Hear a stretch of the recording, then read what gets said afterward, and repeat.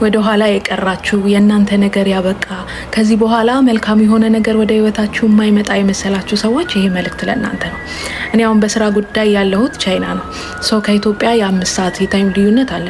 እዚህ ሆኜ ደግሞ አሜሪካ ያሉ ጓደኞቼን ሳናገር የ12 ሰዓት ልዩነት አለ።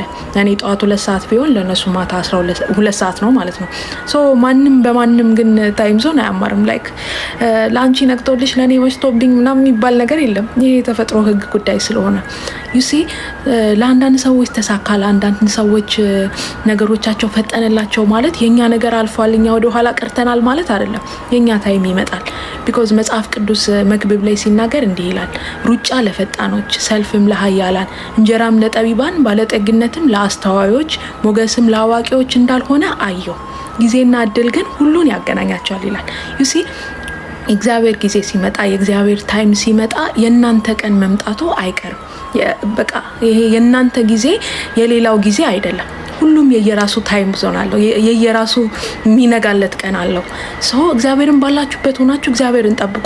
ላይክ እንዲነጋ ምንም እንደማታደርጉት ምድር ዞራ ራሱና ንጋታችሁን እንደምታመጣ እግዚአብሔር ቀናችሁን እስኪያነጋ፣ እግዚአብሔር እስኪባርካችሁ፣ እግዚአብሔር ደግሞ የእናንተን ተራ እስኪያመጣ እግዚአብሔርን ባላችሁበት እያከበራችሁ እግዚአብሔርን አምናችሁ ጠብቁት።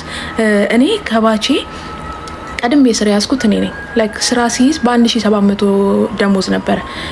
ከኔ እኩል የተመረቀች ጓደኛዬ በጣም አሪፍ ውጤት ያላት ግን 1 አመት ስራ አታ ቤት ተቀምጣለች።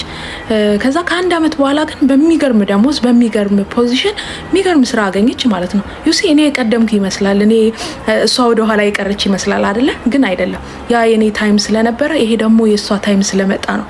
ዳሴት ሶ እግዚአብሔርን ባላችሁበት ሆናችሁ ጠብቁት፣ መንጋቱ አይቀርም።